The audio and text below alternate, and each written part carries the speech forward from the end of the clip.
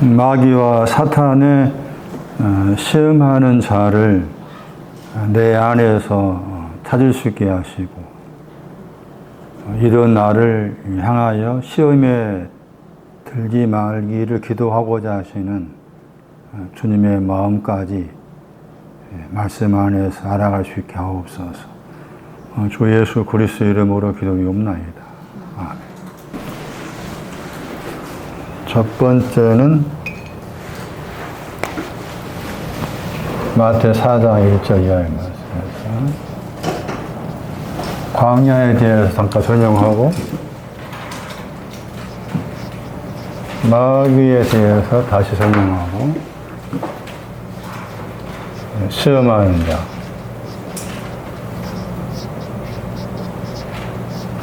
세 가지 내용의 시험에 대해서.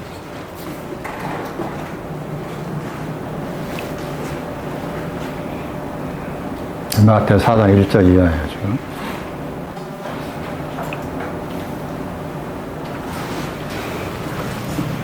마귀하고 사탄은 좀 같게 표현합니다. 마가 1장에서는 마귀 대신 사탄을 썼어요. 마가 1장에. 시험하는 자와 관계해서. 그러니까 마귀하고 사탄을 같이 봐도 틀리지 않는 거죠. 계시록 12장 9절인가 말씀에서 나오죠. 그리고 이제 마귀의 모델이 유다고, 사탄의 모델이 베드로입니다. 다 이게 내 안에 있는 거죠. 마귀부터 설명해야 되겠네. 헬라어 단어에서 디아가 있었어요. 통과하여.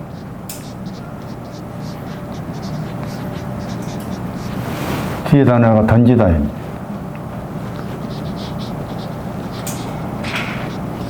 오늘은 디아 볼로스인데, 볼로스의 단어 동사가 발로예요. 던지다. 이게 합쳐져가지고 이게 이제 비방하다 됐거든요. 나쁘게 말하다. 누가 뭐 16절 1절 주면, 누가 16절 1절 다시 보거든요. 그 구절이 마귀에 대한 설명입니다.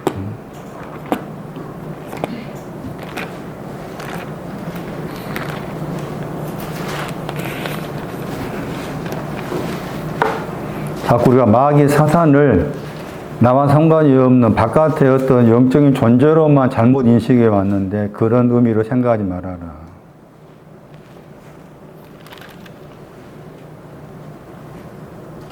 번역을 들린지라 번역했잖아요.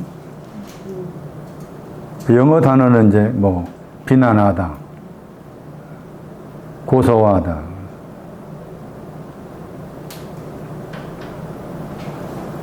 주인이 나오고, 지금 말씀의 배경이 청지기가 있죠. 주인, 청지기, 그리고 이제 비방한 사람이 따로 있죠. 지금 세 사람이 등장하죠. 그죠? 주인이 있고, 주인의 청지기가 있고, 그 다음에 그 주인의 청지기를 비방하는 거지. 그 주인의 청지기를 비방한 이유가, 그 청지기가 주인의 소유가 있었는데, 그 소유를 가지고 있는데 그걸 허비했다고 했잖아. 그 허비한 것에 대해서 비방한 거죠. 왜 허비하느냐, 그 말이에요.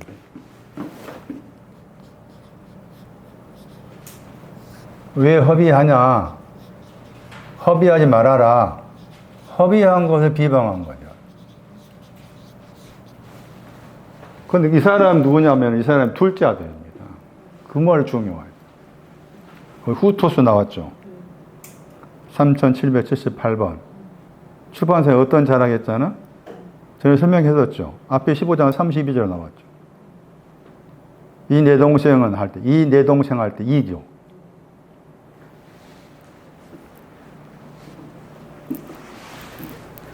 둘째 아들이 지금 마귀가 된 거예요. 그 둘째 아들은 자기가 허비를 했어요. 자기가 허비한 경험이 있는데 제3자가 허비한 걸 보고서 비방하는 거예요. 이 부분이 좀 이해가 안 되죠, 사실은.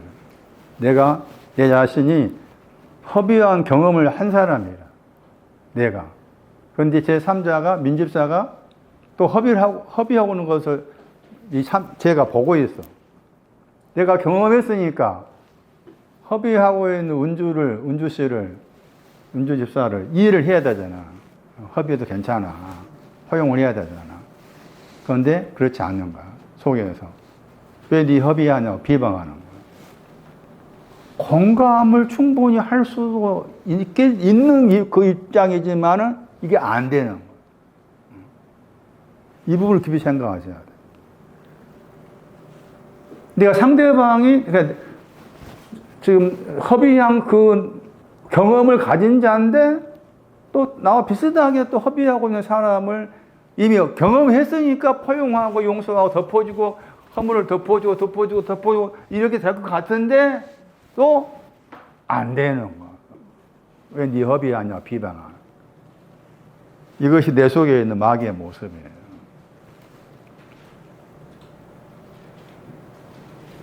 왜 당신이 맨날 그렇게 하냐라고 옆에 있는 사람 향해 왜 그래. 나도 했었거든, 전에. 나도 했었는데, 나와 똑같이 협의한 사람을 향해서 왜 그래. 비방하. 깊이 들여다보면 많아. 깊이 들여다보면. 내가 굳이 이 부분을 내 스스로 외면하려 하니까 그렇지, 내 안에 뿌리같이 박힐 수가 있어요, 이 부분이. 비방한 사람이 둘째 아들이었던 사실. 그럼 둘째 아들이 협의한 거 이제 봐야 돼. 15장에 나오고 있어. 둘째 아들 뭘 협의했는가. 그래서 이 16장하고 15장은 서로 연관된 부분이 많아요. 15장 13절 누가복음.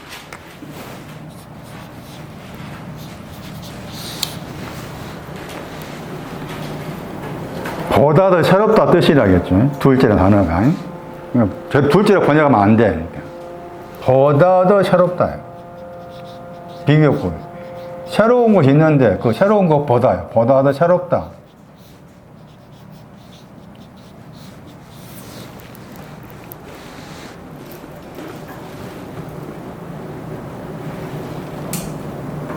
재산 번역했죠. 재산을 협의했다겠죠. 재산이 나옵니다. 원어는 우시아라고 했죠. 이 단어를 이해하기 어렵습니다.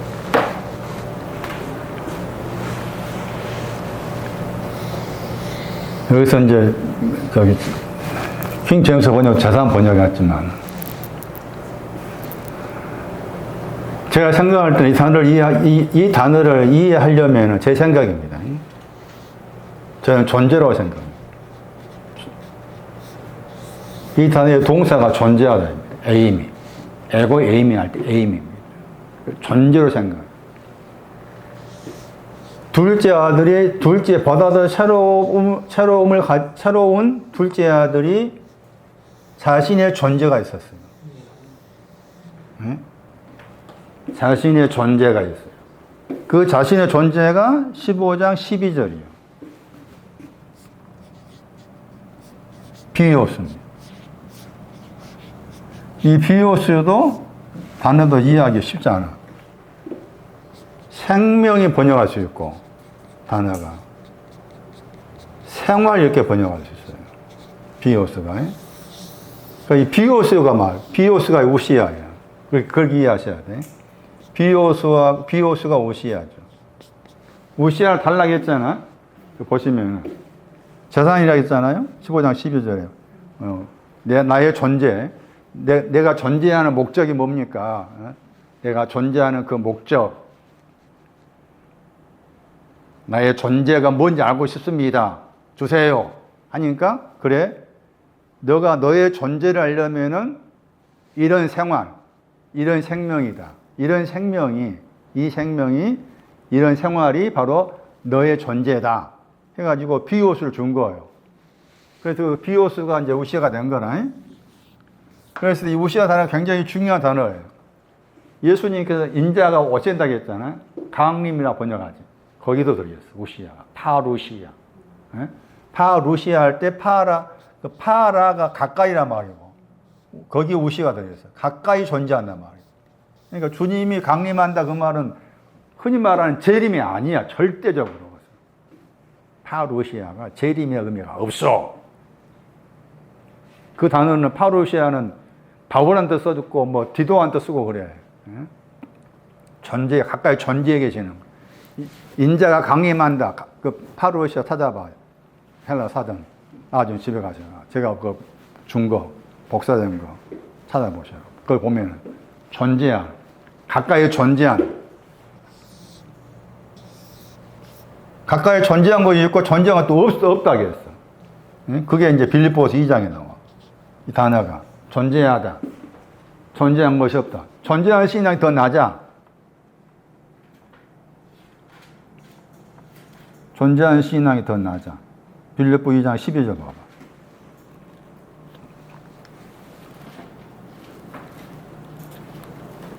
내가 있을 때였잖아. 예수님에게만, 인자에게만, 사람이 아들에게만 적용되는 단어가 아니에요. 저 단어가. 빌립보 2장 12절. 나, 오직, 모노스 있죠. 모노스. 오직, 나, 오직 나다. 있다 번역했죠. 저 단어, 파루시아. 그런데 지금 그랬죠. 넘겨봐. 거기에 우리 많이 봐왔던 단어가 나오죠. 많다, 보다다. 그렇죠? 많다, 보다 나오잖아. 없을 때, 거기도 우시아가 들어있어. 없을 때. 그러면은 이것은 이제 많다, 말롱에 저 단어가 나오면 다른 구절 가지고 해석을 해야 돼. 그래야 되겠죠? 로마서 5장 9절 10절이나. 저 두 단어 나와 있는 구절 가운데 대표적으로 또 고린도후서 3장 9절 11절 그런 구절 가가지고 이 보다 더 많다라고 비교하는 내용이 나오잖아. 그랬을 때 그 구절에서 보다 더 많다 단어 앞에 있는 내용이 나 있을 때 파루시아 되겠지. 나 없을 때는 보다 더 많다 쪽에 속하겠죠. 오늘날 우리에게 일용할 양식, 거기에도 우시아입니다. 근데 그 우시아는 거기 에피가 붙어 있어. 왜 에피를 붙였을까 생각해야 돼. 그 말은 여기 있는 우시아보다 높은 거야. 여기 있는 우시아보다. 존재하다. 그럼 비오스가 뭐냐는 거야. 그래 8장에 썼어. 8장. 누가복음 8장. 지금 마귀에 대한 설명 다시 하고 있어요. 14절. 그 구절이 8장 14절, 누가복음 8장 14절 말씀이 지금 협의하는 내용입니다. 협의하는 내용. 존재를 협의했다. 비오스, 생명, 생활을 협의했다. 마귀는 그 비오스를 협의하지 말아라. 계속해서 비오스 붙잡고 있으라고 말이지. 계속해서 비오스를 붙잡고 있어야지 그 비오스를 협의해서는 안 돼. 이쪽과가 지금 마귀과. 그럼 거기에서 비오스에 대한 설명이 세 가지. 첫 번째, 염려. 염려가 첫 번째는. 두 번째는 재리를 번역했잖아. 제가 부여야. 세 번째는 일락. 일락 번역했죠? 즐거움. 이게 세 가지가 지금 비오스 속해. 세 가지가. 그리고 이 비오스 위치가 뭔가 하면 가시야. 가시떨기, 비오스, 다 같은 과야. 가시떨기, 비오스, 같은 과예요. 가시나무 나오죠. 가시떨기. 염려 그러면은 다시 마태복음 6장 가야 되죠. 무엇을 먹을까, 무엇을 마실까, 영혼에 대해서, 몸에 대해서, 입을까 했을 때 보다 더지. 보다 더한 것이 염려. 그러니까 비호소 신앙은 거기 과정에서 필요한 거지 목적지가 아닌 거잖아요. 그렇게 목적지 아니죠. 가시떨기가 필요하지만 그 가시떨기가 목적지가 아닌 거예요. 그러니까 염려라는 개념은 우리가 알고 있는 우리 생활 속의 염려가 아니고 내 영혼이 먹어야 될 무엇을 먹을까, 몸이 무엇을 입을까라고 했을 때 보다 더에 해당된 것을 먹고 마시고 입는 것, 그것에 대한 염려가 비호스다. 그 다음에 부요는 허물의 사함이에요. 에베소 1장 7절에. 에베소 1장. 이 부요가 또 높은 부요가 있고 낮은 부요가 있는데 제일 낮은 부요야. 에베소 1장 7절에. 저 부요가 또 부자라는 단어와 관계돼요. 에베소 1장 7절.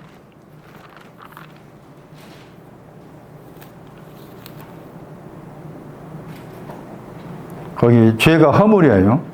허물의 삶, 은혜의 풍성함 그랬죠. 풍성함 저 단어입니다.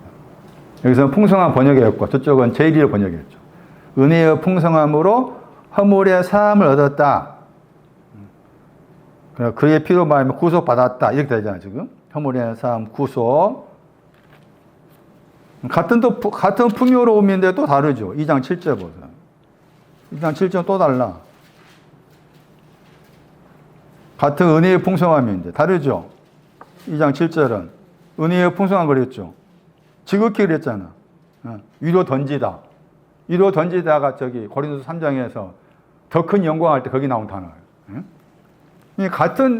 같은 부요함인데 이렇게 달라 내용이. 그러니까 한 단어 가지고 한 단어가 부요란 단어가 같은 내용이다. 그렇게 생각하면 안 되는 거. 그런데 여기 비오스 가시떨기까지 와 있는 이 비오스의 부요함은 허물의 사함 받았다, 구속했다, 그쪽까지 속한다. 그럼 일락이라고 했을 때 일락은 좀 즐거움이란 뜻이잖아요. 즐겁다고 했을 때 일락이라는 단어와 관계된 단어가 있습니다. 그 단어가 마가 6장에 나와요. 마가 6장 20절.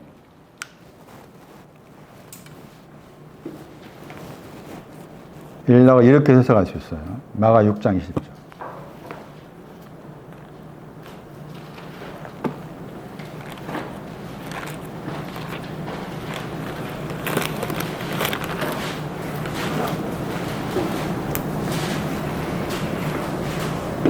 헤롯이 나오고 요한이 나오죠. 그 다음에 그 헤롯이 요한을 통해서 말씀을 듣고 있죠. 말씀을 듣는데 달기라고 나오죠. 달기 저 단어. 저 단어가 일락과 관계 단어. 그러니까 말씀을 달게 듣고 있는 거예요. 말씀을 달게 듣고 있다. 즐겁게 듣고 있다. 말씀을 듣는데 속에서 즐겁게 기쁘게 달게 듣고 있다. 그 말씀을 듣는 자체는 중요하죠. 들어야 되고. 말씀을 달게 들었다 할지라도 그 다음에 나오는 게 뭐예요? 만들어져야 되죠. 달게만 듣고 있지만 만들어지지 않으면 안 되죠. 그런데 만들어지려면 달게 듣는 것도 있어야 되잖아요. 그런데 지금 비오스의 그 위치가 말씀을 듣는데 달게 듣고 있어요. 말씀을 듣는데 속에서 달게 듣고 있다. 저기 처음으로 저 그 소리 들었는데 요즘 목사님 설교 들으니까는 목사님 설교가 꿀처럼 답디다. 야, 내 설교를 어떻게 꿀처럼 달다고 느껴지는가 모르겠네. 입만을 쓴 사람이 있어요. 저의 설교를 꿀처럼 달게 듣고 있다. 속에서 약간 헛웃음 나오고, 야, 40년 넘게 한 보람이 이제 나타나기 시작하나 그런 생각 들기도 하고 그럽디다. 말씀을 듣는데 달게 들었다. 그것도 비오스입니다. 그런데 그거 다 이게 통틀어서 어디라고 이게? 가시떨기라고 했죠?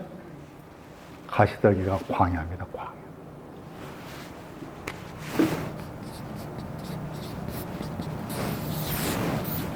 마귀의 생각은 광야, 가시떨기, 비옷은 흩어지면 안 된다는 거예요. 그 안에 갇혀 있는 거예요. 계속해요. 그럼 광야인데 광야가 필요하잖아. 자, 광야가 필요해. 그래서 광야에 대한 설명을 해야 돼. 다시 돌아와가지고 그럼 이제 흩어진 것을 어디 가서 알았잖아. 예? 흩어진 거 어디서 알았어? 누가 15장 13절에 먼 나라에 가야 알아. 흩어지는 것이 먼 나라에 갔을 때, 아, 나의 비오스가 이렇게 염려하고 부여하고 일락 이와 같은 것들이, 가시떨기 이와 같은 광야 이와 같은 것들이 흩어지네 하는 것을 먼 나라에 갔을 때 안 거라. 그러니까 이 사람 보다 더 새로운 이 둘째 아들 정신은 굉장히 중요한 정신이요. 나 같으면 그냥 그 안에 비오스 안에 갇혀 있을 텐데 그냥 자기가 먼 나라에 가고자 한 거잖아 지금. 그래 먼 나라에 가 보니까 그 비오스를 자기가 비오스를 어떻게 모을 수가 없어. 모아야 되는데 흩어지다 말하고 반대말을 모으는 거잖아요. 요한복음 11장 52절인가 말씀에서 흩어진 것을 모아서 하나 안으로 들어간단 말 나왔잖아요. 근데 흩어지는 것은 모으기 위해서죠. 흩어져야만이 그걸 모아.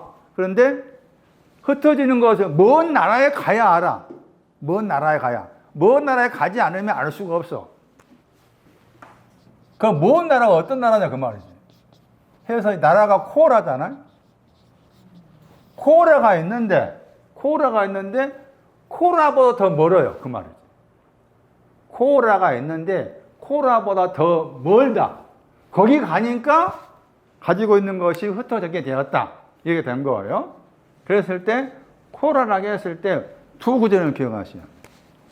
물론 동사도 여러 가지 뜻이 있지만 여러 가지 구절 나오지만 하나는 동방박사의 고향이 코라입니다. 동방박사의 고향이 코라예요. 그러니까 동쪽입니다. 동쪽. 마태 2장 12절.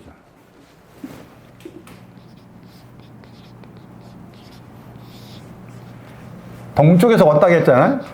그 동쪽을 여기 12절 말씀에 고향 번역했네. 그게 코라입니다. 코라. 동방박사, 동쪽에서 온 사람 코라. 그 동쪽보다 먼 곳이야. 응? 그러니까 동쪽에 신앙이 있는데 동쪽 신앙보다 더 먼 곳에 가야만이 협의를 하게 돼. 다시 요한복음 4장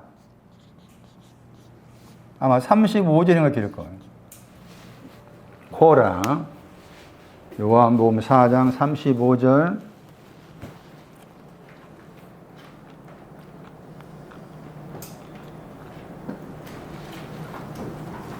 그래서 번역을 밭이라겠어요. 번역을 밭이라겠죠. 희다가 나오죠. 흰 것을 말합니다.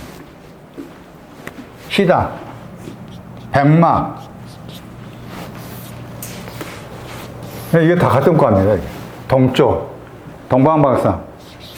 희다입니다.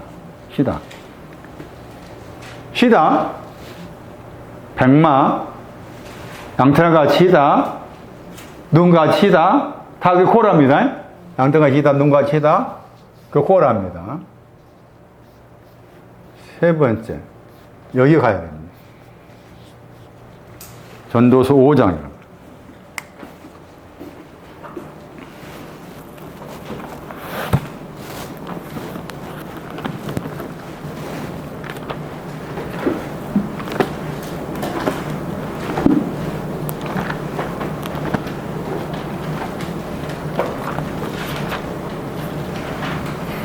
거기 어느 도라고 번역 단어 나옵니다. 어느 도. 저 단어입니다. 메디나. 저 단어의 헬라어가 코라입니다. 70인역에서. 전도서 5장 7절에. 도. 그 다음에 거기에 그 어느 도라고 했잖아요. 그게 지금 이제 헬라어로 하면 코라라고 했죠. 근데 거기 말씀에 보면은 의가 나오고 공평이 나오죠. 의와 공평이 나옵니다. 의와 공평을 박멸한다겠죠. 의와 공평을 박멸하고 있다. 그런데 이제 이 전도서 5장 7절에 저 도라는 단어를 분해하면은 시편에 나옵니다.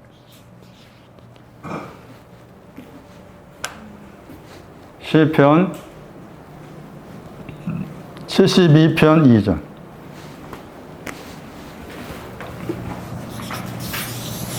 이 구절이 먼 나라 할 때 나라의 내용입니다. 시편 72편 2절. 판단하다. 판단하다. 딘, 메디나에서 잘라가면은 딘이 나옵니다. 판단하다. 판단하다가 코라의 내용과 연관합니다. 그럼 여기서 판단한 것이 뭘 판단하면 의 가지고 판단하고 공평 가지고 의와 공평 가지고 판단하는 것이에요. 의와 공평 가지고 판단하는 거. 여기에 보면은 의와 공평. 아까 전도서 실절도 의와 공평의 용어가 나왔어요. 코라가 그런 의미를 한 거잖아요. 의로 판단하고 공평으로 판단하고. 거기에서 멀다 그랬잖아. 멀다 그랬죠. 의보다 멀다 하니까 공평이 속하겠죠. 그 다음 누가 보면 19장을 참고하면은 먼 나라가 왕국으로 나와요. 왕국을 받으러 온다 했어. 저 왕국은 주님의 기도 가운데서 시험과 악이 없는 것이에요. 시험과 악이 없는 것. 마태복음, 누가복음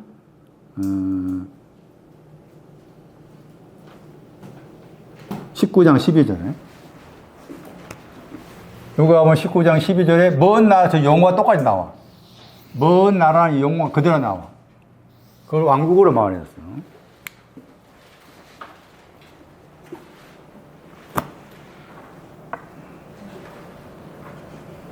그의 재산을 허비했습니다. 그러면서 뭐라 나와 있어요? 다시 누가 15장 13절. 재산을 허비했습니다. 허비했습니다. 가시떨기, 생명, 생활, 이것이 나의 존재였는데, 이것을 허비했습니다. 허비하는데, 허랑방탕이죠. 허랑방탕 찾았다겠죠. 그러니까 허비한 그곳에 뭐가 있어요? 허비하다 거기에 뭐가 있어요? 허랑방탕이에요. 구원이 없어요. 흩어져야 되는 거예요. 중요하죠. 허랑방탕. 여러 번 설명했죠. 돌아가신 노이 존슨아 그 목사님 책에서 이 허랑방탕을 분해해가지고 구원이 없다라고 딱 설명한 거 보고 제가 놀라버려요. 허랑방탕이 그런 뜻이네? 응? 구원이 없어. 뭐가 구원이 없어? 뭐가? 얘들, 광야, 가시떨기, 구원이 없어. 그러니까 그거 흩어져야 돼. 흩어져야 되잖아. 그걸 모으시는 거야. 저분은. 흩어지게 하시고 모으시는 거지. 흩어져야 되는데, 계속해주니까 마귀는 아니다. 붙잡고 있는 거예요. 구원이 없어도 괜찮아. 나는 구원이 없어도 괜찮아. 나는 이것이 있는데, 이것이 있어. 이렇게 잘하고 있어. 말씀을 잘 달게 듣고 있고, 허물의 사함 받았잖아. 구속 받았어야 염려는 있긴 있지만, 그걸로 족하는 거지. 그 울타리 안에 갇혀 있는 거지. 마귀의 생각이. 그러니까 마태 4장에서 예수님을 이렇게 시험할 때 계속해서 이런 자기의 이런 생각의 구조, 이런 신앙의 구조의 틀을 가지고 예수님한테 만약에 하나님의 아들이라면 하면서 이렇게 말을 하잖아. 그건 주님이 듣기에는 아주 어설퍼. 제가 보기에도 이제 어설프게 보이는데 저분이 들으실 때 얼마나 어설프겠어. 그건 다 받아주시잖아. 왜? 그 얘가 나거든. 시험하는 자가 나야. 받아주셔, 다. 받아주셔야 돼. 받아주시면 나온 게 뭔가 하면은, 첫 번째에서는 하나님 입으로 나오는 말씀을 산다. 두 번째에서는 하나님을 시험하지 말아라. 세 번째에서는 하나님께 예배하다. 그 세 가지가 시험에 들지 않는 거예요. 세 가지 내용이.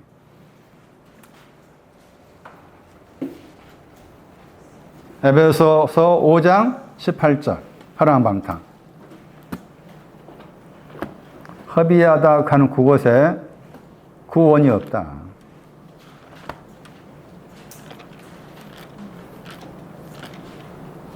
에베소 5장 18절 방탕하다 했죠. 그러니까 지금 존재를 허비했다, 생활을 허비했다, 비옷을 허비했다 하는 그것과 맥이 같이 되죠. 5장 18절에. 방탕한 거지, 뭐가 방탕한 거라겠어요? 뭐가 방탕이야? 포도주는 구원이 없어. 응? 포도주 취한 거야, 그러니까. 그렇게 해석도 돼. 예? 여기에 이 애들, 예? 이 애들 다 따지면 포도주 취한 거지. 여기 포도주 나오지? 부요에. 아까 뭐 나와서? 그게 오늘 어린이가 핑가 나왔잖아. 안 나왔나? 에베소 1장 7절 봐봐, 다시. 구속할 때. 그의 피로 말미암아 했잖아. 에?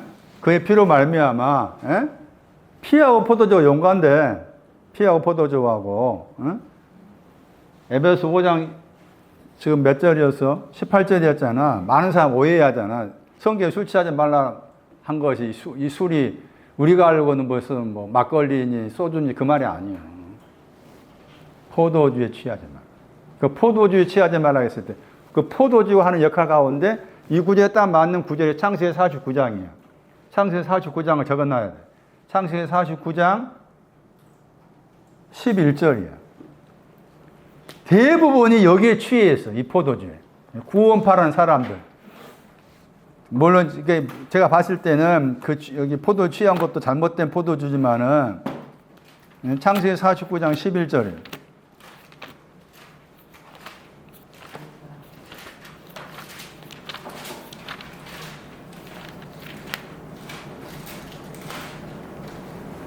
옷을 포도주로 빨았다겠죠. 옷을 포도주로 빨다 했잖아. 빨다. 옷을 포도주로 빨다. 빨다라는 단어가 시편 51편 2절, 시편 51편 7절에 나와. 거기에서 아마 죄악과 관계에 나왔을 거야. 죄악 관계에서. 이 옷은 지금 죄악이 있는 옷이라고 해석이 되는 거예요. 옷을 포도주로 빨아겠을 때, 그래서 이제 포도주라는 이제 개념이 예수님의 피와 관계해서 해석이 가능하다. 왜 그런가 하면 왜 그런가 하면은 70인역을 보니까 옷이 나오잖아.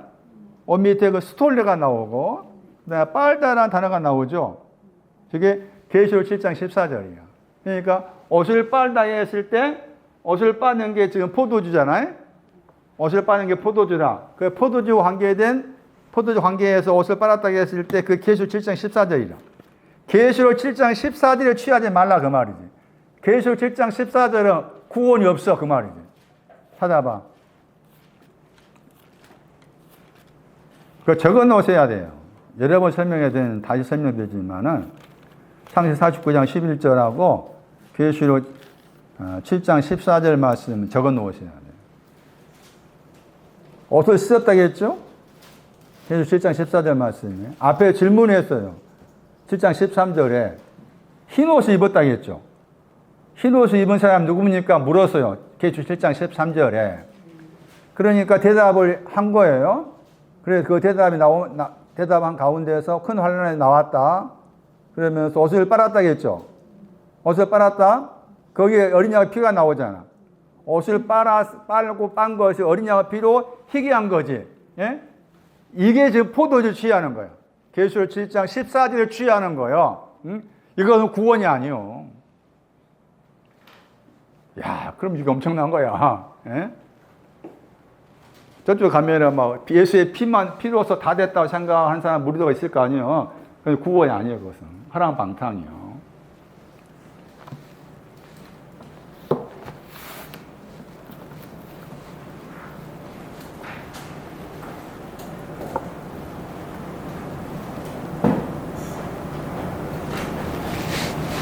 옷이라 했을 때도 지금 흰 옷 할 때도 이 스톨레라는 옷이 있고 히마티온이라는 옷이 있어요. 그것도 또 구분해서 생각할 필요가 있어요. 똑같은 흰 것인데 스톨레라는 옷하고 히마티온이라는 옷하고 왜 옷이나 단어를 다르게 썼는지에 대한 생각도 한번 좀 해볼 필요가 있어요. 자, 그래서 포도주 취하지 말아라. 어린 양의 피로 옷을 빨아 쓰게 되었다. 아, 흰 옷 입었어야 구원이 아니다. 구원이 아니다. 흩어져야 된다. 자, 이제 광야로. 왜 나는 외롭지? 나이가 많이 들어서 외로운 건가?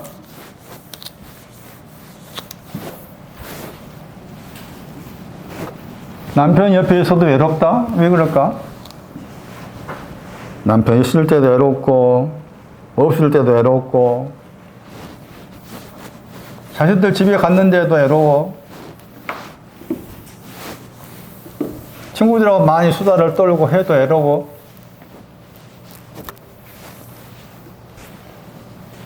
왜 나는 혼자라고 느껴질까? 왜 나는 혼자인가? 왜 그럴까? 생각해 보셨나요?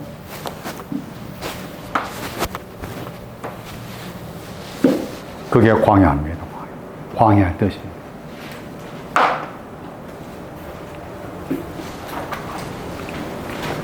광야에 대한 설명이에요. 그게 광야 단어의 뜻이야. 그러면은 나는 혼자구나, 외롭다, 쓸쓸하다 하는 그 마음이 이게 마음에서, 감정에서 어떤 이렇게 표면적인 것보다 내 깊은 곳에 있다라고 내가 느낄 때, 이것은 나는 지금 어디 와 있다요. 이게 광야에 와 있다는 증거입니다. 최권사님도 그렇게 들여다봐야 돼. 아, 나는 지금 광야에 와 있구나. 나를 하나님 광야까지 이끌어 주셨구나. 그럼 광야라고 했을 때, 광야에는 뭘 포함해야 돼? 유월절도 있었어. 홍해를 건너서. 그게 또 광야잖아. 예? 우리가 이제 지식을 생각한다면, 순수로 생각한다면, 애굽에 나와야 돼. 유월절 통해서. 홍해를 건너야 돼. 홍해를 건넌다면 광야지. 예? 이게 다 포함된 거야.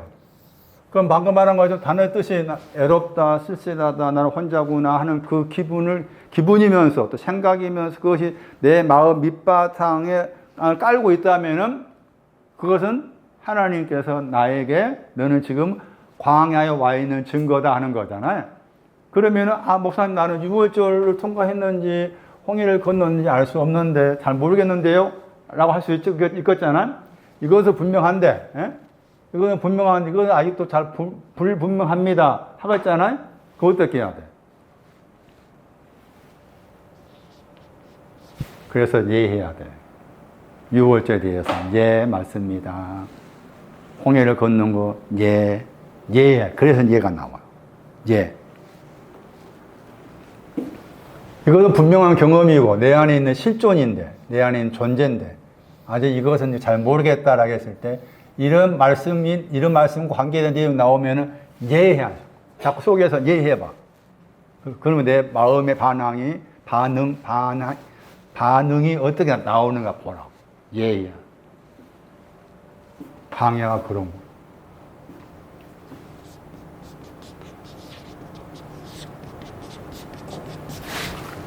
광야는 가시입니다. 가시. 사사기 8장 7절. 가시. 누가복음 15장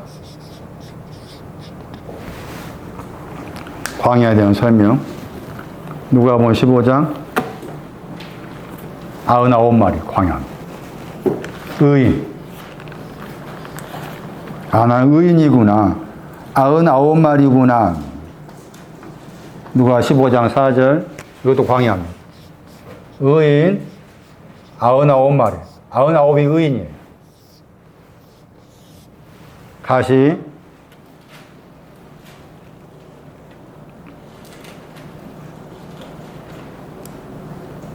광야 관련해서 그 다음에 14장 13절 보세요. 광야. 마태 14장 13절.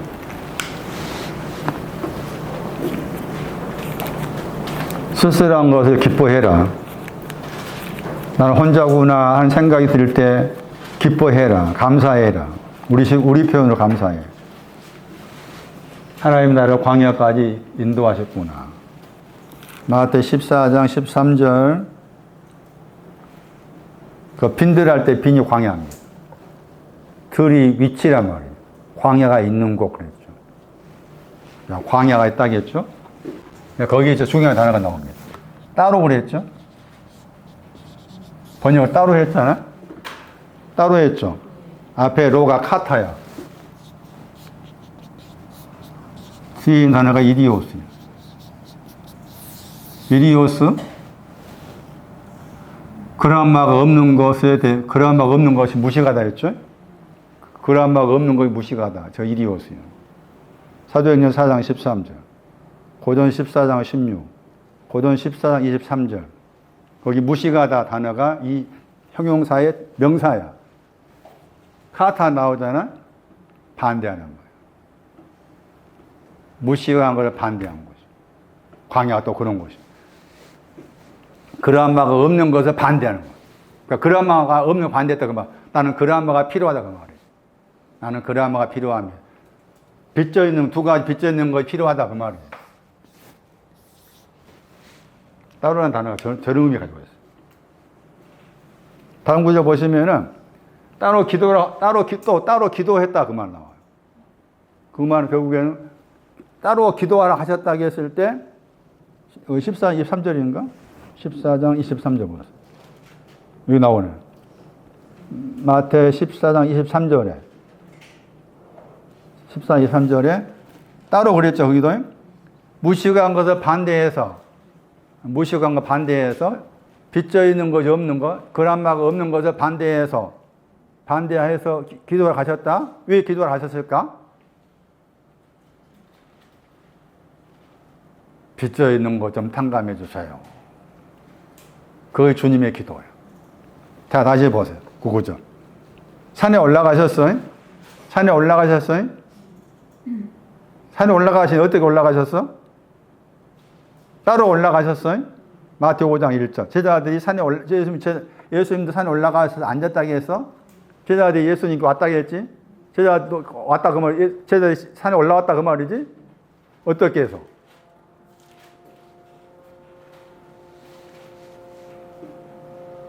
빚진 것이 없는 걸 반대하고. 그런 뜻이다. 빚진 것이 없는 거. 빚진 것을 알게 해주세요. 그 말. 빚진 것을 알게 해주세요. 그 마음으로 산에 오르는 제자들을 향해서 너희들은 이러이러하다. 그러니까 마태오 5장, 6장, 7장에서 중요한 그 포인트가 산에 올라간다 의미야. 산에 올라간 제자들을 향해서 하신 말씀이야. 내가 산에 올라가지 않으면 안 돼. 거기 산이라 해서 또 어떤 경우는 멸망의 산, 또 몰약의 산, 산의 의미도 많잖아요. 근데 지금 산에 오르다 하는 의미가 마태 14장에서 나와 있는 구절 보니까 말씀드린 것처럼 무식한 것을 반대하는 거. 그나마 빚진 것을 알기 위해서 찾아온 그 제자들을 향해서.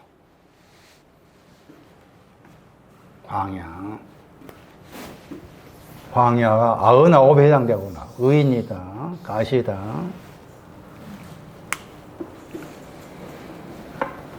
외로운 거, 혼자 남아있다 하는 것 때문에 쓸쓸한 거, 그런 부분을 주께로 가져가셔서 주님이 나를 광야까지 이끌어 주셨네. 그럼 주께서 예수 그리스도께서 왜 광야에서 40일 밤낮으로 금식하셨을까? 광야에 있는 자를 위해서. 광야에 있는 자를 위해서 40일 밤낮으로 금식하셨는데, 사실 밤낮으로 금식한 결과가 뭔가 하면은 4장 1절 말씀에 후이란 말 나오죠. 4장 1절에. 마태 4장 1절에. 40일 밤낮으로 금식을 하셨다. 후에, 그러니까 40일, 우리 생각으로 40일 밤낮이, 40일의 밤낮에 금식을 한 후니까 40일 지나서 41일 이렇게 생각하잖아. 저 단어의 동사가 부족하다. 광야에 와 있으면은 너는 부족하다를 알게 하고, 그 말이에요. 너는 부족하다. 결국에는 너는 부족하다를 알게 하기 위해서. 광야에 와 있는 그 신앙은 부족하다를 알게 하기 위해서. 결국 그 부족하는 대상이 누구예요, 지금? 자기를 향해 시험하고 있는 누구예요? 마귀입니다. 마귀야, 너는, 비방하는 너는 부족해야. 부족함을 알게 하기 위해서 하셨는데, 몰라. 몰라. 제가 이 부분을 이렇게 알았다면 제가 40일 금식 안 했을 텐데, 그때 이제 제 당시에는, 지금도 그렇지만은 40일 금식이, 지금도 그렇게 생각하기 쉽잖아요. 40일 금식하는 그 끄트머리가, 하나는 하나님 앞에 부족하다. 하나님 영광에 부족하다. 하나님과 하나 되지 못했구나. 부족함을 아는 게 그게 40일 금식이야. 그러면 문자 그대로 40일 하지 않았다 손치더라도 내 자신의 신앙에서 내가 아직 하나님과 하나 되지 못한 것 때문에 부족하구나를 알고 있다면 나는 뭐해 지금 내가? 하고 있는 거야, 그게. 예? 그게 하고 있는 거야. 그래서 아까 읽었던 마태 6장 말씀, 금식할 때 뭐라 그랬어요? 머리에 발라야 돼. 얼굴을 씻어야 돼. 문자적 말씀이 아니에요.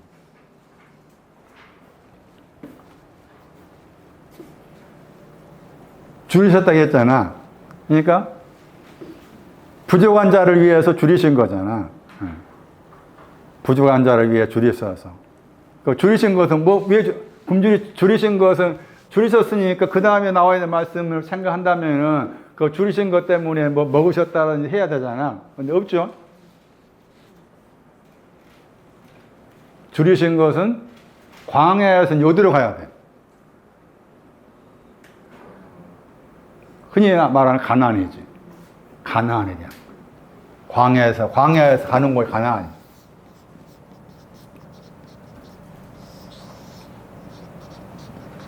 젖과 꿀이 흐르는 가나안 땅. 그 말은 이제 비방하는 그를 향해서 너는 아직도 부족해야. 너는 이리 가야 돼. 가나안 땅에서 지금 가나안 땅에서 굶주려 있는 거야. 가나안 땅에 들어가야 돼. 그런 상징적 의미를 담고 있는데도 불구하고 전혀 알아들지를 못해. 그래서 4장 2절에서 만일 하나님의 아들이라면, 만약이라 단어 꼭 붙여. 내 안에 있는 마귀는 항상 만약에를 줘봐. 만약에 조건이지. 어떤 조건, 어떤 가정이지. 만약에 내가 송교일 씨하고 결혼 안 하고 그 당시에 나를 좋아했던 어떤 오빠와 결혼했더라면은, 만약에 신용호와 결혼 안 하고 할 수 있잖아. 만약에 네가 다시 산다면은, 만약에 내 안에 있는 거.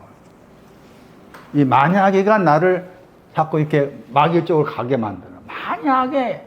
만약에 딸들이, 비온이 시몬이 아들인데 만약에 딸을 더 낳았다면은, 한장놈이 그 생각이 뭐겠지. 만약에 아들을 낳았더라면,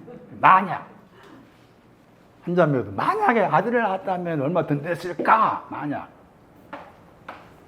만약에 그때 뭐 했었더라면은 등등 많이 컸잖아. 생각해 보면 얘가 그 만약을 좋아해.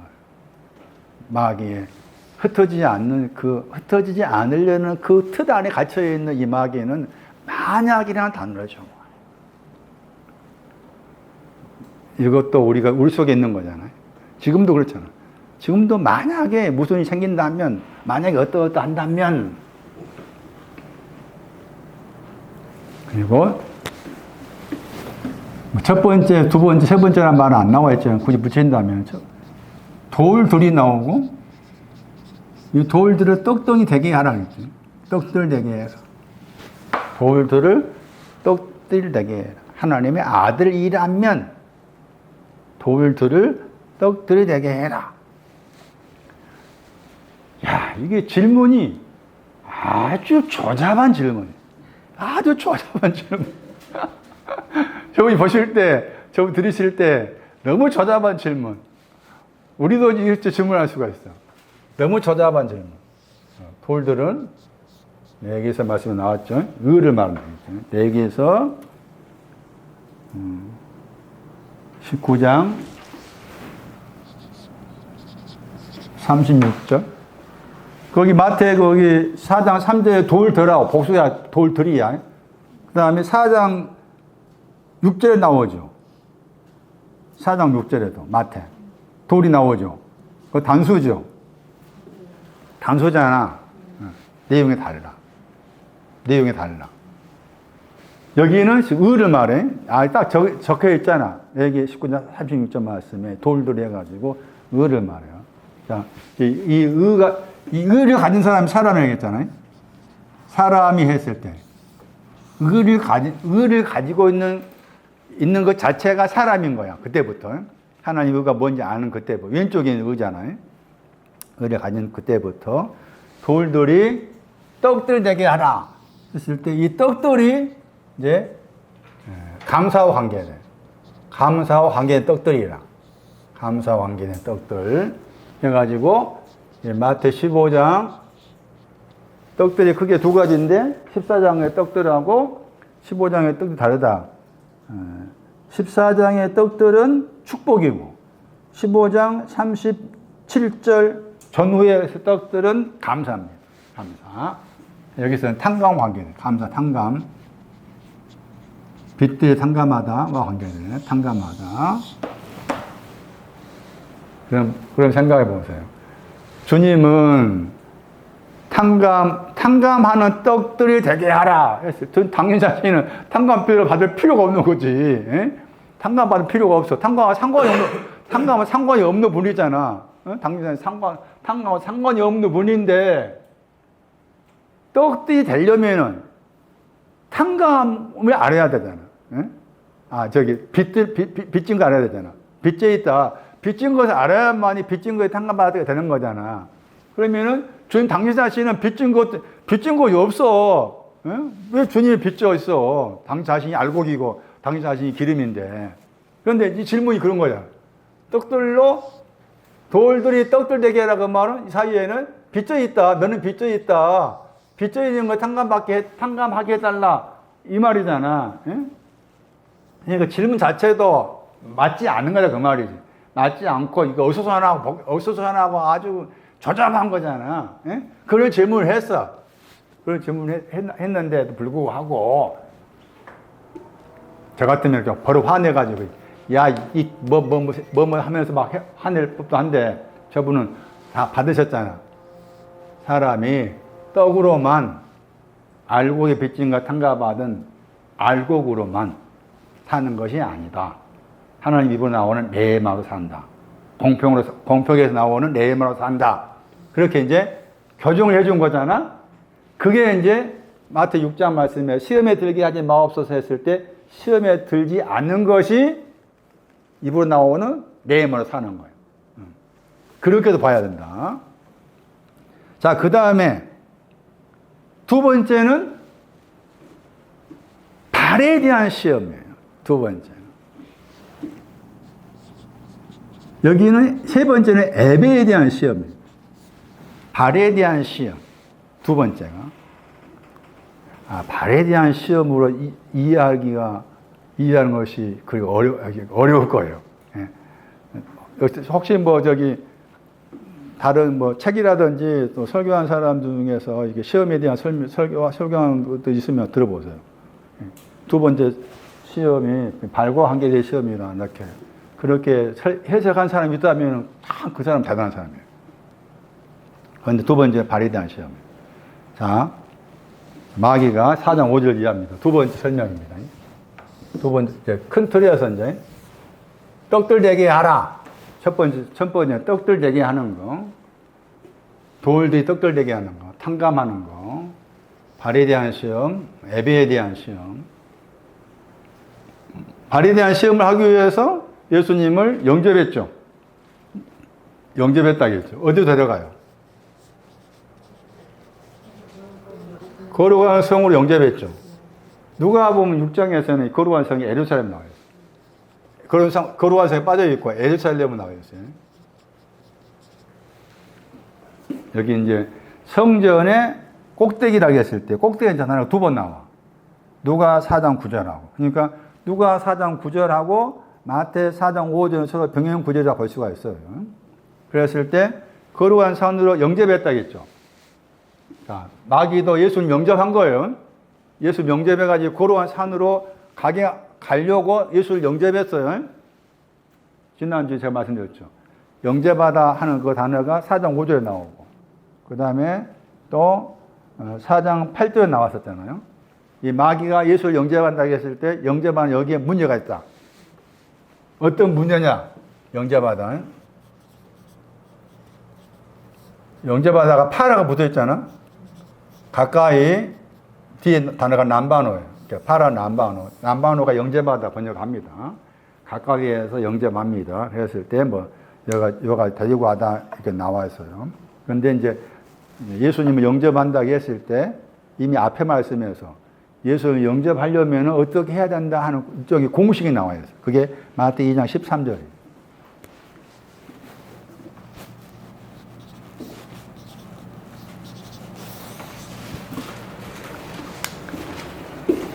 마태 2장 13절.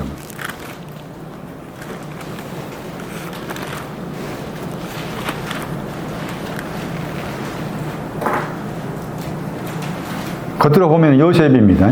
아버지 요셉. 아기가 예수님이죠. 모친은 마리아고, 겉으로 봤을 때. 데리고 번역했죠. 명령, 너는 데리고 가라. 명령법에. 어떻게 함으로써? 어떻게 함으로써? 일어나라가 먼저지. 일어나서 영접하는 거예요. 순서가. 일어나서. 그런데 마태 이미 앞에서 2장에서 일어나서 영접하다 이렇게 썼잖아요. 2장 13절 나오고 14절 말씀 다시 봐. 14절. 일어났죠? 데리고 영접하다. 14절. 2장 14절. 다시 보세요. 20절. 2장 20절. 일어났죠? 에게이로 데리고 21절. 또 에게이로 했죠? 그러니까 영접하는 것이 일어나서 영접하는 거야. 돼야 돼. 일어나서. 그러면 일어난다고 했을 때 마태의 9장을 참고하면 일어나기 전에 뭐가 있는가 하면 죄들이 사해야 돼. 죄들이 사해지고 그 다음에 일어나는 거 순서가. 그렇게 해서 그렇게 해야만 영접하는 것인데 지금 마귀는 뭔가 영접하는 것에 있어서 일어난 것이 빠져버린 잘못된 영접이 되었다. 이런 말이 되는 거고. 그 다음에 거룩한 성으로 들어간다고 했을 때 거룩한 성으로 어떻게 들어갈 거냐. 그게 27장 53절에 나와. 거룩한 성에 대한 설명이. 27장 53절 보시면 마태 27장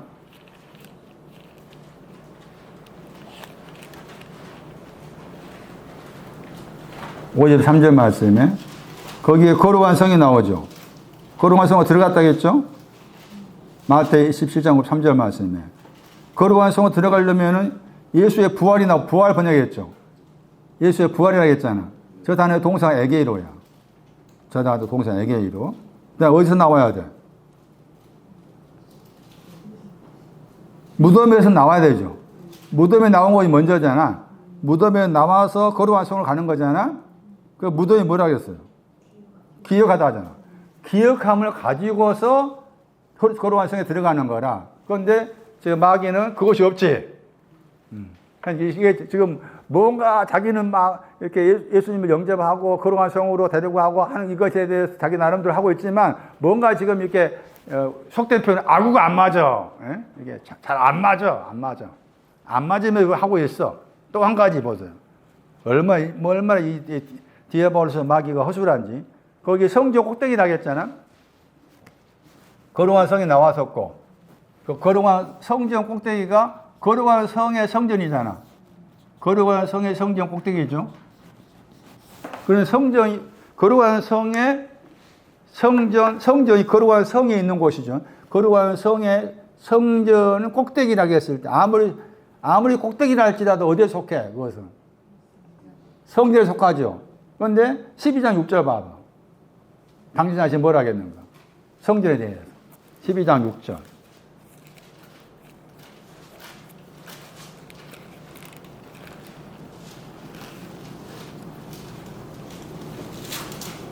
보다 더 크다겠죠. 성전보다도. 12장 6절에. 완전 예수님을 지금 하나님 아들 예수님을 다 아주 낮게 보고 있는 거지. 그 신앙의 내용을 낮게 보고 있는 거예요. 성전 꼭대기라고 했을 때 성전은 예수님은 성전보다 더 크신 분이야. 근데 보다 더 큰 걸 딱 빼버리고 낮은 내용으로서 성전을 말했다 그 말이고. 그 다음에 또 4장 6절 말씀 보시면은 거기 성전 꼭대기에서 하나님의 아들이라면, 만약 하나님의 아들이라면 네 자신을 띄어내리라 던지라겠죠. 어디로? 아래로 그랬죠. 아래로 던지라. 이 아래로 카토. 아래로 던지면은 이제 시편 91편 말씀 인용해가지고 천사들이 너를 들어 올릴 것이다. 발이 돌에 부딪히지 않기 위해서 그렇게 말씀했는데 아래라고 했을 때 아래가 마가 14장 66절 보세요. 아래로가 어떤 곳이냐? 이게 뭔가 지금 계속해서 맞지는 않아. 맞지 않으면 지금 계속 자기는 맞다고 생각하고서 주장을 펴는 거예요. 마가 14장 66절. 이런 사람이 많아, 이렇게. 맞지 않는데 맞다라고 주장한 사람들. 마가 14장 66절. 아래로 가리키는 그 방향이 어딘 거예요? 마가 14장.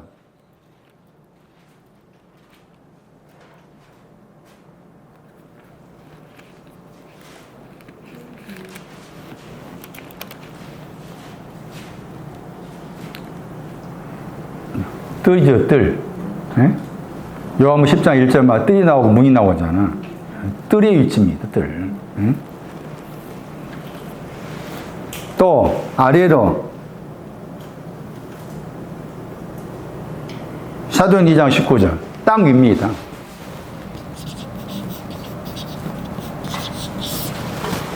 땅 위를 가리켜. 아래로.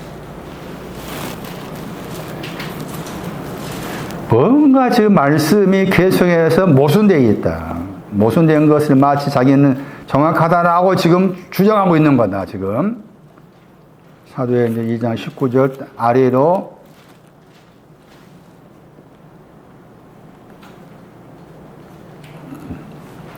땅 위에서. 아래로 땅 위에서는 그렇죠. 땅 위, 아래로.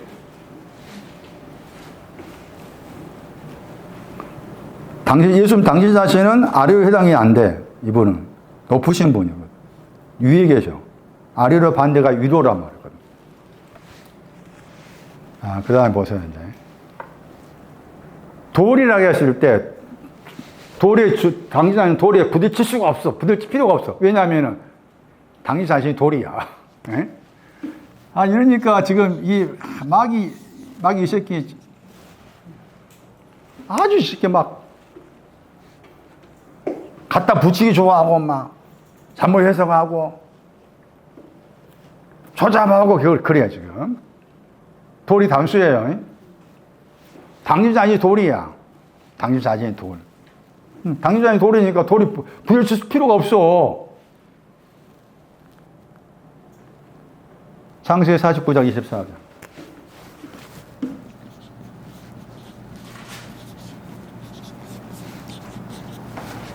신명기에서 25장 15. 이게 돌입니다.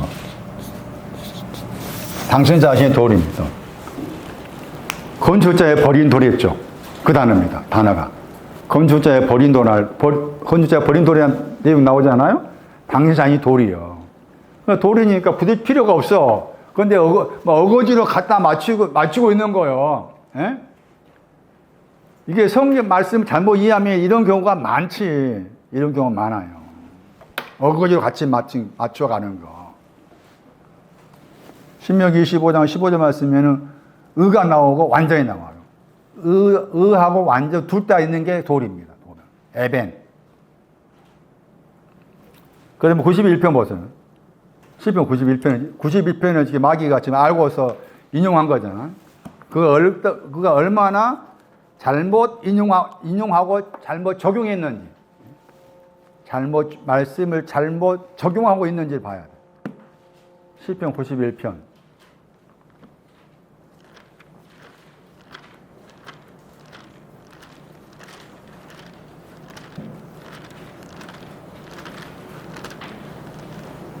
(91편) 11절 12절에 대한 말씀의 인용이라 가지고 왔어요. 제가 사자들의 명하사 너의 모든 길에서 너를 지키신다. 너를 붙든다 했죠? 손으로 손 그랬죠? 손바닥. 원어의 손바닥이요. 카프. 손바닥으로 저희가 너를 붙든다. 들어 올린다. 나사.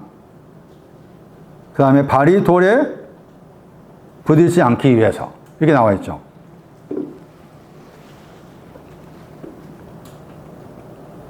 자, 너가 누구냐가 중요해요. 응? 잘 보세요. 너가 누구냐. 저희가 11절 저희가 사자들이잖아요. 천사들. 천사들이 너를 붙여준다 했을 때 이 너가 지금 마귀는 이 너가 마태 4장에 누구라? 너를 어떻게 적용했어? 좀 적용에 대한 문제예요. 말씀 어떻게 적용할 거냐? 적용에 대한 문제예요. 마귀는 어떻게 적용했어요? 너가 누구라고? 너가 하나님 아들이라면 하자. 너가 하나님 아들이라면 예수님께 적용시킨 거잖아. 너를. 예? 알겠어요? 너라겠잖아. 너. 그런데 지금 원문에는 91편에서 너가 누구냐 그 말이. 이 너가 예수 그리스도냐 그 말이야. 예? 9절이야 9절. 여호와는 너가 말하기로 했죠. 9절에 여호와 너가 말했어요. 뭐라 말합니까? 여호와 나의 뭐예요? 나의 피난처고 지존자의 신비다고 말한 사람입니다. 그 사람한테 한 말이야. 그러면 예수님은 뭐예요? 당신 자신은 피난처고 당신 자신은 주존자지. 네? 그러니까 말씀을 가지고서 적용할 때가 문제인 거야. 적용을 잘해야 돼. 아무나한테 아수세 박으면 하면 안 된다 그 말이지. 그 대부분이 그렇게 해요. 이런 말 들으면 하면 제가 열받아요. 대부분의 목회자들이 그렇게 아무 구조 가지고 대입을 시켜.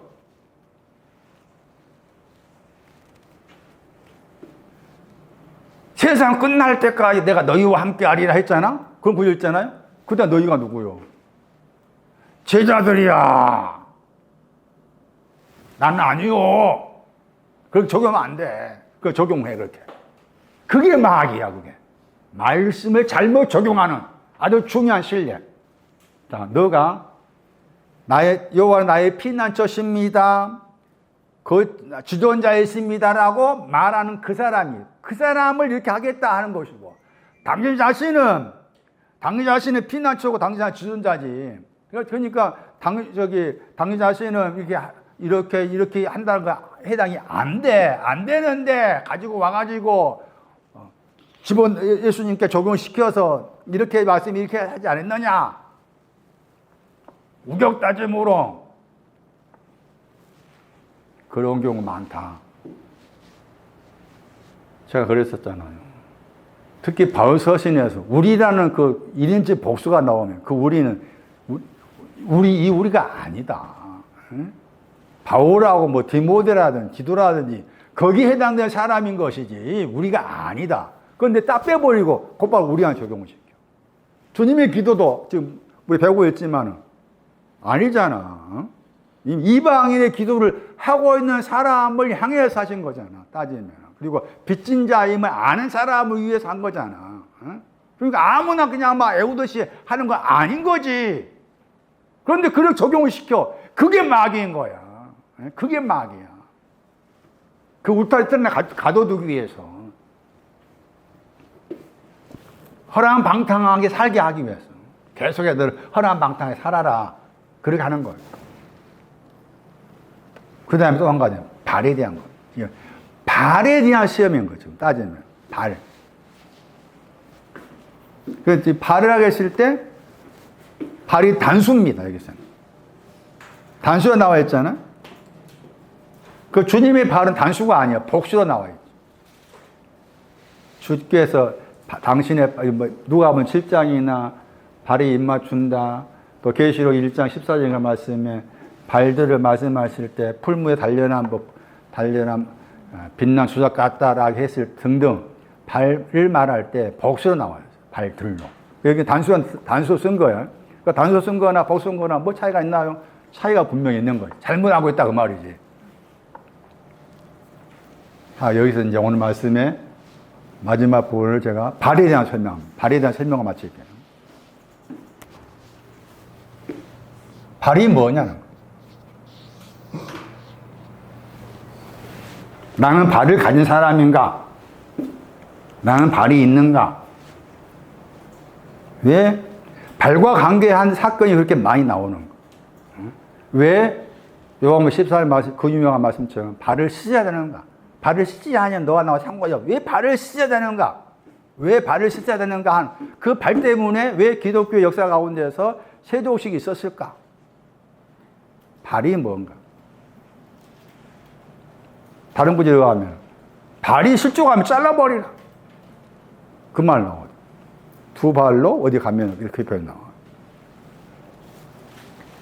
이 구절이 발이 뭔가를 설명하는 아주 중요한 구절. 헬라어로는 참 발에 대한 내용을 알기가 어려워. 헬라어. 히브리어로 알았어. 신명기에서 1장.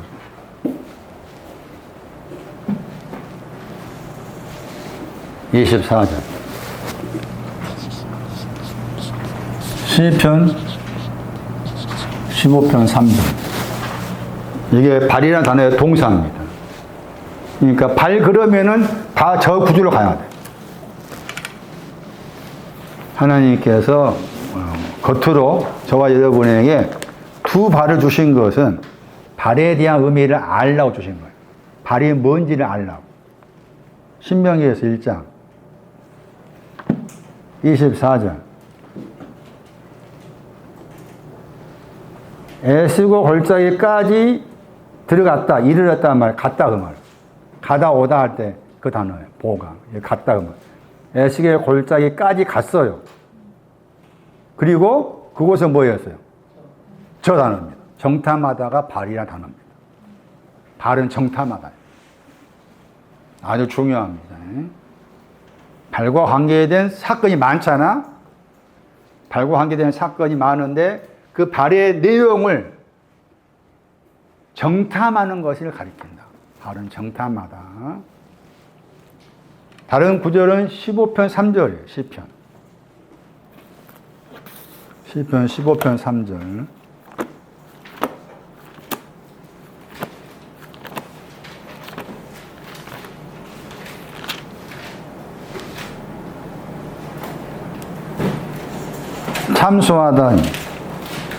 참소하다, 비방하다, 참소하다.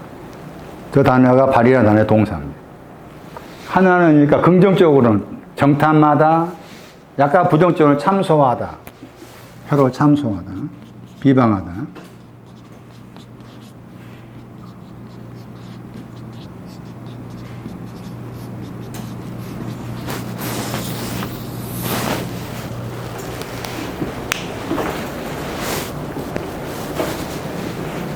그럼 제자들의 발을 씻는다 할 때 그 발은 어떤 발이에요?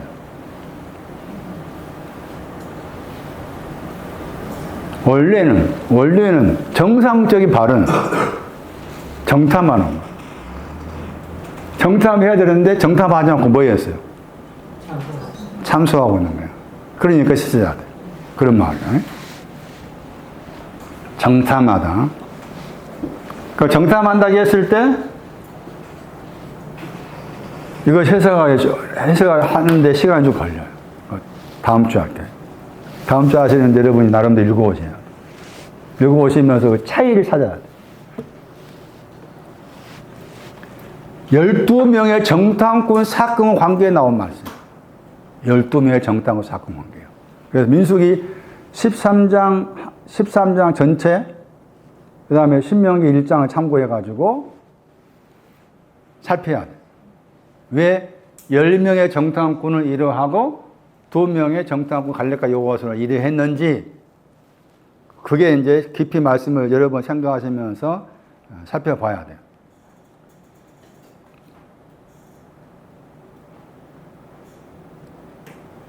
계속해서 이 부분도 보면은 10명의 정탐꾼 신앙도 대단한 거. 대단해. 제가 다음 주에 몇몇 사람을 들춰내서 이 사람이 어떤 신앙 가진 사람이 들춰내겠지만, 그런데 불구하고 갈렙과 여호수아처럼 안 돼. 왜 그럼 갈렙과 여호수아 10명은 안 되고 갈렙과 여호수아가 됐는가 그 말이에요. 12명의 정탐꾼, 12명의 그 신앙의 그 틀 안에 들어온 것도 대단한데 거기서 또 갈라졌잖아. 10명하고 2명 또 갈라졌어. 어떤 것 때문에 갈라졌느냐? 그걸 봐요. 그걸 깊이 생각해요. 그냥 막 복음성하지 여호수아 갈렙처럼 막 어떻게 하자. 그냥 그렇게 부르면 안 돼. 왜 갈렙과 여호수아만이 그렇게 했는가? 왜 그렇게 했을까? 하는 걸 생각해 와라. 민수기 13장하고 신명기 1장을 서로 곁에 비교하면서 생각해 보면은 이제 딱 구별되는 단어가 등장합니다. 딱 구별되는. 그걸 찾아오죠. 만약에 구별된 단어를 찾아오신 분이 계신다면은 제가 선물해 줘요. 어떤 선물일지 모르겠지만. 민수기 13장을 많이 읽어보세요. 민수기 13장하고 신명기 1장이 서로 연결되어 있고, 지금 발에 대한 말씀이 중요하니까, 중요한 것이 지금 정탐꾼과 관계해서 나온 말씀이니까 그러하다. 그래서 다음 주에 설명하기로 하고, 오늘은 여기 마치는데,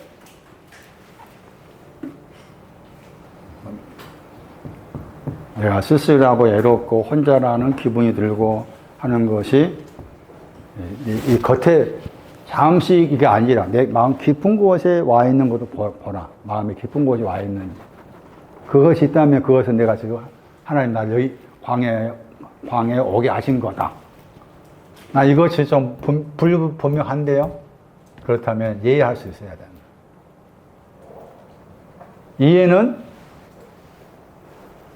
가시와 해당되고 비요수에 해당이 되고 협의해야 될 내용이 협의해야 된다. 협의해야 된다. 아직 허락 방탕이 있다. 구원이 아니다. 광야는 구원이 아니지.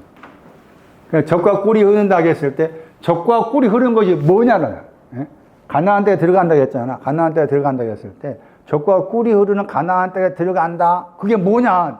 구체적으로 어느 날 한다면 그것을 이제 문자로 생각하니까 막 팔레스타인 나오고 이스라엘 나오고 한 거잖아. 그 말이 아니에요. 젖과 꿀이 흐르는 땅에 들어가는 것이 뭐냐? 지금 여기서 그게 뭐냐? 그 내용을 에스골 골짜기를 통해 찾아요. 에스골 골짜기. 숙제. 자, 여기까지 하겠습니다. 흩어지는 것을 비방하는 그 모습을 내 속에서 찾아내게 하시고, 그 흩어짐을 통해서 구원이 없음을 알게 하시고, 그 위치에서 더 가야 될 신앙의 방향을 잘 살펴갈 수 있도록 주께서 인도하여 주시기 원합니다. 주께 귀한 것 드렸습니다. 주 예수 그리스도의 이름으로 기도하옵나이다. 아멘.